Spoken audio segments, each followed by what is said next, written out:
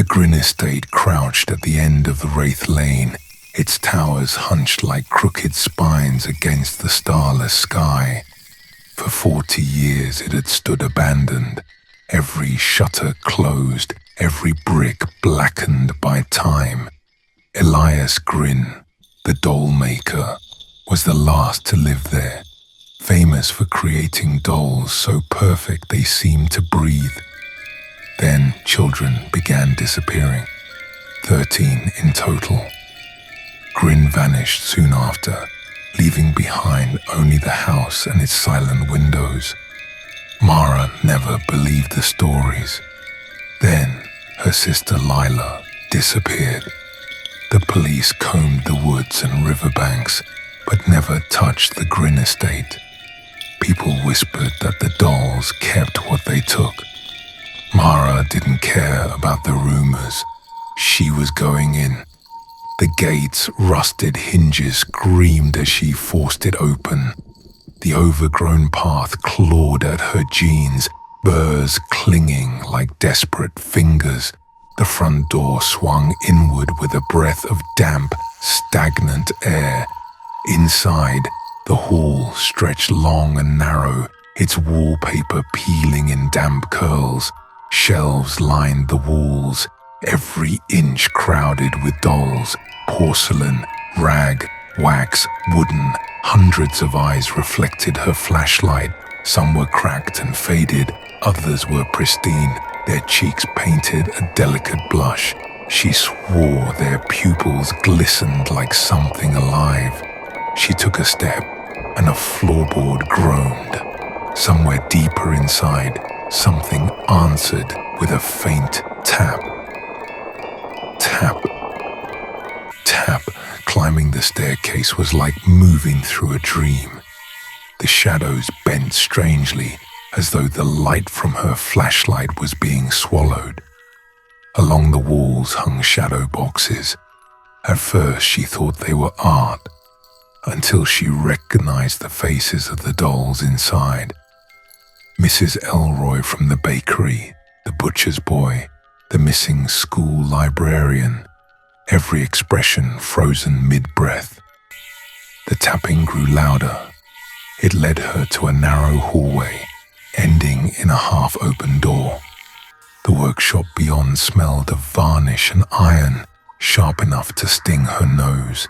Tools hung in precise rows, knives of all sizes, sewing needles long as her hand, clamps like skeletal jaws. On the table lay an unfinished doll's head, scalp bare except for strands of real human hair. Something moved in the shadows. A doll stepped forward, the size of a toddler, dressed in a sailor suit, skin flawless and pale. It tilted its head. From beneath the table crawled another, dragging a rusted sewing needle longer than its arm. Then more emerged, pouring from shelves, creeping down walls, dropping from the ceiling. Their joints clicked like insects, their glass eyes locked on Mara. She backed toward the door. "Where's my sister?" A tall figure emerged from the darkness, Elias Grin.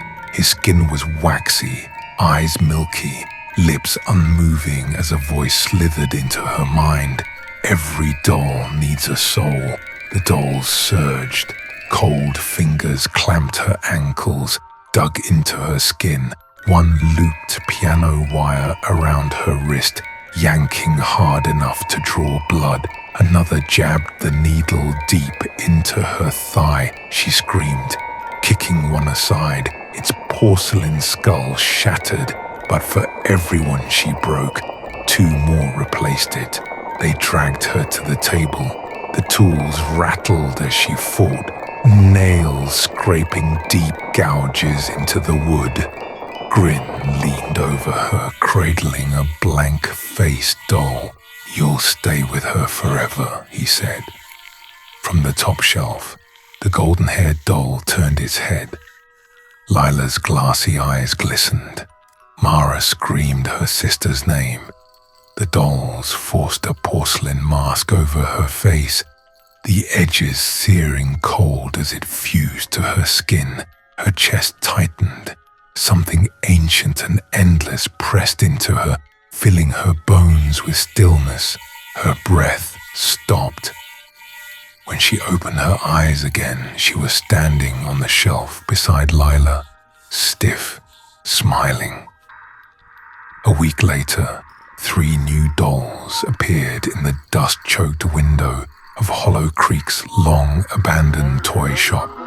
A golden-haired child with tear-bright eyes, a sailor-suited boy, and a dark-haired girl in a red sweater, her mouth forever caught mid-scream.